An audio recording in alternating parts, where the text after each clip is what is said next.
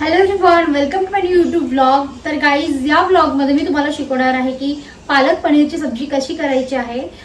तुम्हाला सर्वांना माहिती असेल, पण माझी रेसिपी सर्वांना खूप आवडते आणि ज्या पद्धतीने मी बनवते तर त्या भाजीची ते सर्वांना खूप आवडते।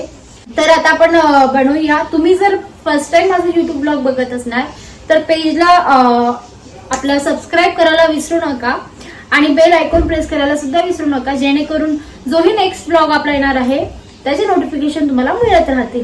तर सर्वात आधी तुम्ही बघू शकता, मी पालक वॉश करून कट करून बॉईल करायला ठेवलेला आहे। त्यानंतर आपल्याला 3 कांदे घ्यायचे आहेत, एक लसूण घ्यायचा आहे आणि थोडंसं खोबरं। लसूण पूर्ण नाही लागणार आहे आपल्याला, तिन्ही पण नीट बारीक कट करून घ्यायचं आहे।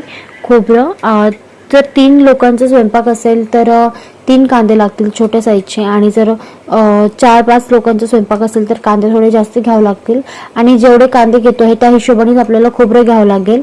पूर्ण मी ते नीट कट करून घेत आहे।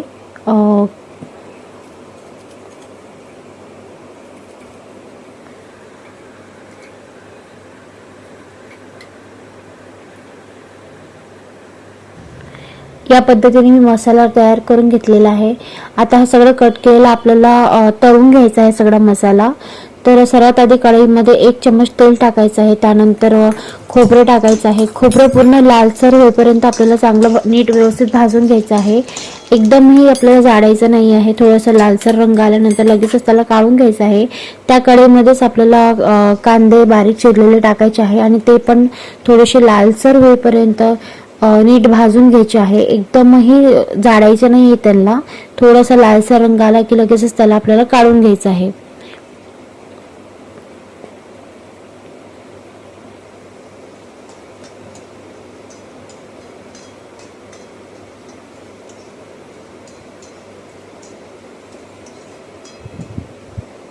तुम्ही बघू शकता इथे थोडासा कांदा लालसर रंगाचा झालेला आहे, म्हणजे आपला कांदा झालेला आहे आता भाजीसाठी तयार। तर आता आपण हा काढून घेऊया आणि तिन्ही पण कांदा, खोबरा आणि थोडंसं अद्रक घेतलं आहे मी, आणि लसूण, हे सगळं आपल्याला मिक्सरमधून बारीक करून घ्यायचं आहे। हे सगळं मिक्सरमधून बारीक झाल्यानंतर आता मी जे पालकाचं पेस्ट बनवलं होतं, जे पालक बॉईल करून घेतला होता त्याचं पूर्ण पेस्ट करायचं आहे आपल्याला मिक्सरमध्ये फिरून बारीक।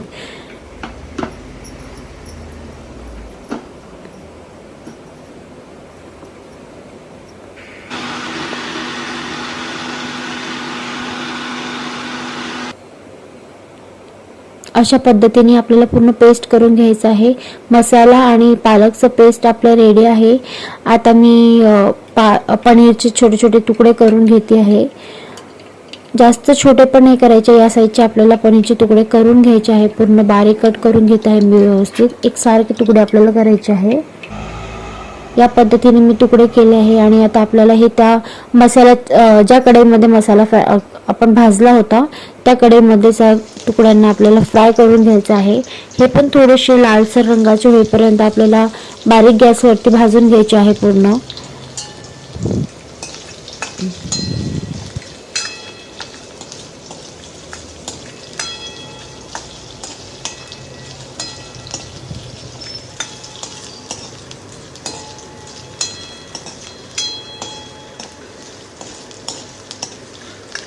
तुम्ही बघू शकता पनीरला थोडासा लालसर रंग येत आहे, म्हणजे आपले पनीर होत आहे।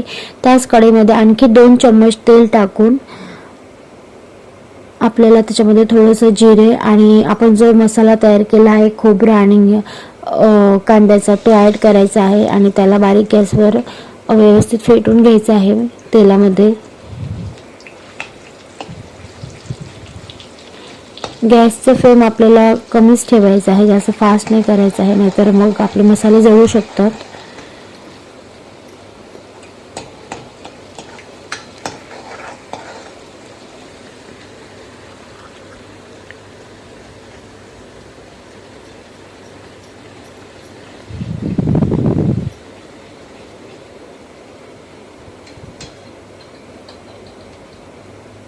आता यामध्ये मी ॲड करत आहे अर्धा चम्मच हळद, 2 चम्मच लाल तिखट, लाल तिखट तुम्ही तुमच्या चवीनुसार घेऊ शकता. जर तुम्ही कमी तिखट खातात तर तुम्ही 1 चम्मच घेतलं तरी चालेल. आणि मी घेत आहे इथे खडा मसाला, एव्हरेस्टचा मसाला यूज करत आहे मी इथे, एव्हरेस्ट सब्जी मसाला.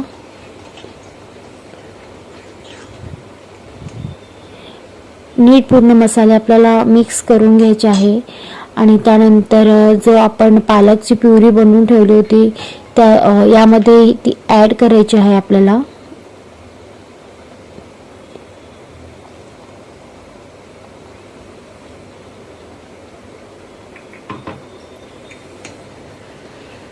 नीट सगळं व्यवस्थित मिक्स करून घ्यायचं आहे. त्यानंतर पनीरचे पीस आपल्याला यामध्ये ॲड करायचे आहेत.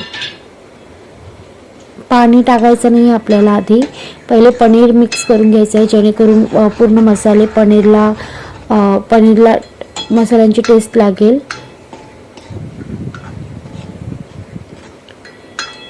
नीट सगळं मिक्स करून घ्यायचं आहे आपल्याला. त्यानंतर पालक प्युरी ज्या मिक्सरमध्ये केली होती, ज्या पॉटमध्ये केली होती, त्या पॉटमध्ये थोडंसं पाणी ॲड करून घ्यायचं आहे. आणि ते पाणी आपल्याला टाकायचं आहे ग्रेव्हीमध्ये.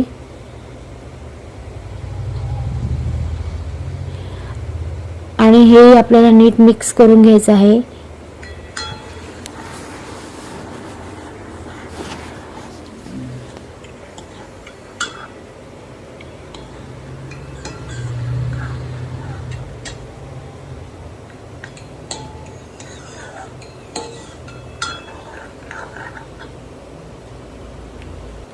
चवीनुसार मीठ तुम्ही टाकू शकता, तुम्हाला केवढं लागते ते.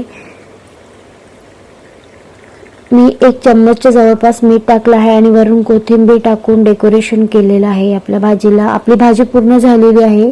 व्हिडिओ आवडल्यास लाईक करा, कमेंट करा आणि ही रेसिपी तुम्ही नक्की ट्राय करा.